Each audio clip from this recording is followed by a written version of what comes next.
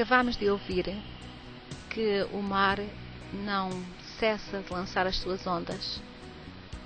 Por que motivo vamos nós desistir da nossa sorte?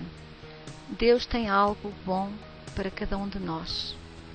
Se a sua situação neste momento é uma situação de desespero por uma doença incurável aos olhos humanos, lembre-se que Deus diz que Ele é o Deus das coisas impossíveis aos homens. Tudo o que é impossível ao homem é possível a Deus. Não encontra muitas vezes resposta na medicina, mas aí está Deus a operar as suas maravilhas e mostrar a sua glória. Não desista da sua sorte. Faça como as ondas do mar. As ondas do mar, o mar não desiste de lançar as suas ondas a cada dia. Se Jesus fosse, quando foi à cruz, se Ele recuasse, não fosse até à cruz para ser consumado o propósito que Deus tinha, o que seria de nós? Devemos tomar conhecimento que quando Jesus foi na cruz, Ele foi ali. O justo pagou pelo injusto. Nós não merecíamos nada. Ele foi ali, não por ter praticado uma injustiça, mas Ele na cruz levou todo o nosso pecado, todas as nossas enfermidades. Se você crê verdadeiramente que Deus enviou o seu Filho para se entregar por nós, a humanidade que estava debaixo do pecado, o pecado que veio pelo Adão. Adão pecou e a humanidade ficou debaixo do pecado. Foi necessário vir Jesus para nos resgatar desse pecado. Se você está a sofrer uma doença, lembre-se que você já foi curado. É só aceitar verdadeiramente a palavra de Deus. Acreditar.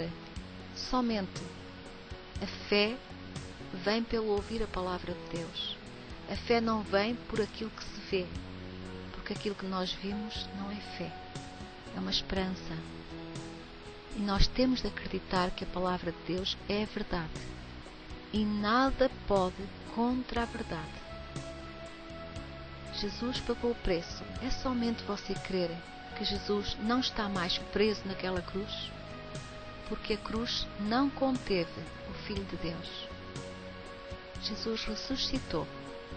Está à direita do Pai, a interceder por todos aqueles que chegam a Ele. Se você tem uma Bíblia Sagrada, consulte o Novo Testamento.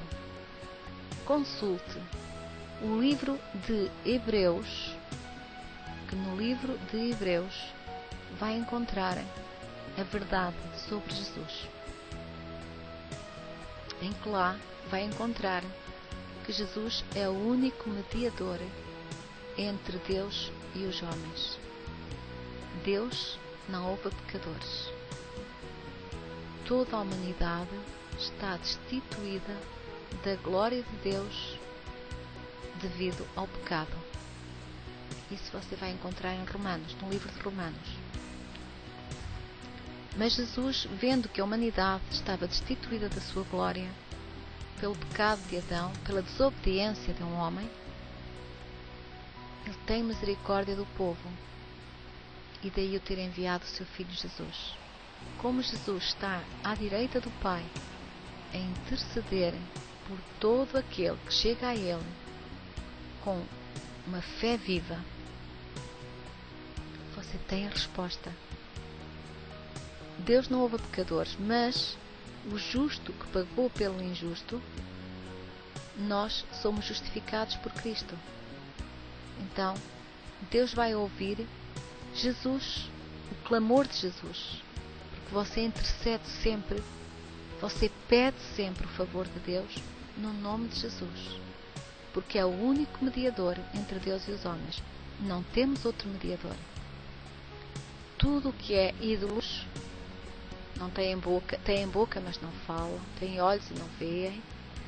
Você tem, por exemplo, o exemplo de Salmo 115,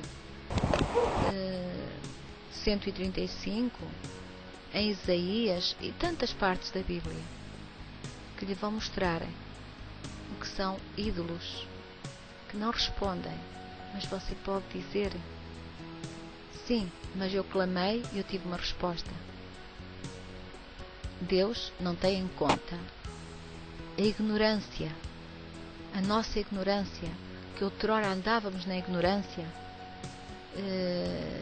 Eu tive essa experiência. Quando eu fazia uma oferta a um Deus, a um ídolo, parece que eu tinha a resposta, só que eles cobram. O espírito do mundo cobra. Você pode ter uma cura, mas terá logo algo pior a acontecer na sua vida. Jesus veio libertar o povo da escravidão, do pecado. Jesus é a palavra de Deus é a verdade. E sabemos que Deus está no céu, criou todas as coisas. Temos Jesus, o Deus, a quem foi dado todo o poder nos céus e na terra. O Pai transferiu todo o poder para o seu Filho Jesus. Porque quando Jesus foi à cruz, Ele ressuscitou dos mortos. E Ele venceu. E por isso todas as coisas lhe estão sujeitas. No livro de Efésios, logo no capítulo 1, vai encontrar esta verdade: que todas as coisas se submetem ao nome de Jesus. Todas as coisas lhe são sujeitas. Todos os principados, potestades, espíritos malignos e tudo o que se nomeia está sujeito ao nome de Jesus. Porque ao Pai agradou moer o Filho.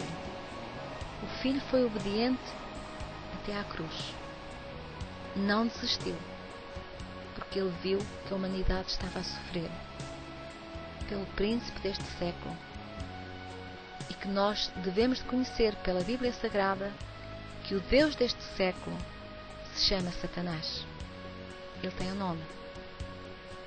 O seu nome é Satanás, o qual não devemos utilizar esse nome. Nós devemos utilizar, agora como estou a dar uma explicação, porque está escrito na Bíblia. Por exemplo, está escrito na primeira epístola de João que Jesus se manifestou para desfazer as obras do diabo. E então, o diabo é o adversário de Jesus, logo é o nosso adversário. É ele que tem o espírito da morte, é ele que tem o aguilhão da morte, é ele que introduz no corpo de um ser humano um aguilhão que se pode tornar numa enfermidade, que se pode chamar de muitos nomes, de câncer, as enfermidades têm muitos nomes, mas isso não passa de um espírito, porque Satanás veio matar, roubar e destruir. Veio roubar a paz, veio destruir vidas, mas Jesus veio trazer vida em abundância. Então, nós temos que declarar: Satanás veio destruir, mas Jesus veio trazer vida. Quando você se desliga e renuncia a todos os sacrifícios que fez a ídolos, e você aceita Jesus como o único Senhor na sua vida, tem a palavra, tem Jesus na sua vida, você é resgatado da escravidão, do pecado, das enfermidades. Não será tão fácil se você procura Jesus para uma solução e depois lhe volta às costas. Claro que o inimigo toma posição, mas Deus ensinou-nos e tem o seu Espírito aqui na terra, porque Jesus subiu ao Pai mas deixou o seu Espírito na terra, porque Ele mesmo prometeu que todos aqueles que creem nele, creem na sua palavra, farão coisas como Jesus fez no seu ministério aqui na terra, e ainda mais, pelo mesmo Espírito. Repara que Jesus era um homem,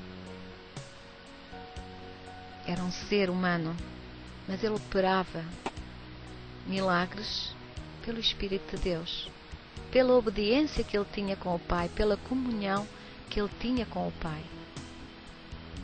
Jesus subiu e o Pai enviou o seu Espírito aqui na terra. Você não caminha mais sozinho. Tem o Espírito Santo como seu companheiro. É uma pessoa que entra no seu ser.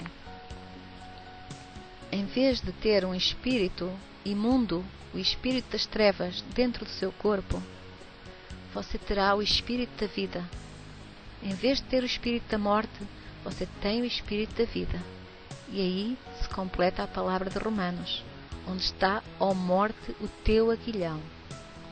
As trevas não têm mais poder sobre a sua vida se você andar a cumprir a palavra de Deus, os seus mandamentos.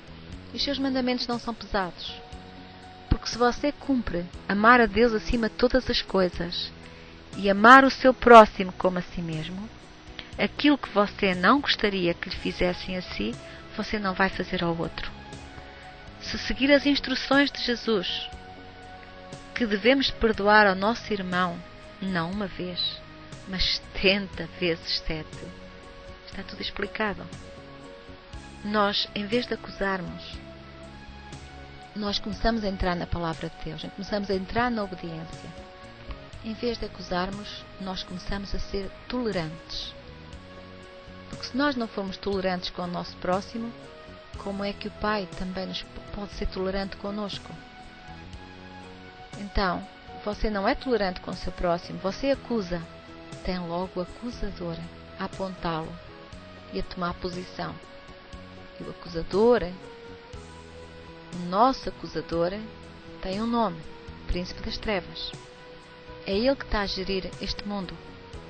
Mas aqueles que estão escondidos à sombra da palavra de Deus, cumprindo com amor, obedecendo à sua palavra, como por exemplo alguém que disse algo a seu respeito, que o acusou de alguma coisa, você não vai responder com a mesma moeda. Você não se vai vingar, mas você vai se ajoelhar sozinho no seu quarto e pede perdão a Deus por essa pessoa, e pede perdão a Deus e que lhe dê forças para você perdoar e sentir o mesmo sentimento que Deus tem no coração, o sentimento do amor. E o amor mostra-se nas provas.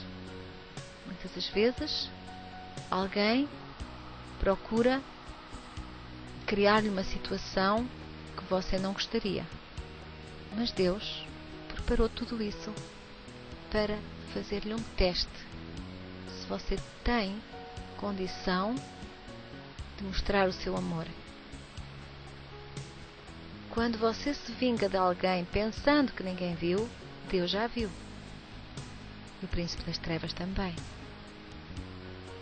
Aquilo que o homem semeia, colhe.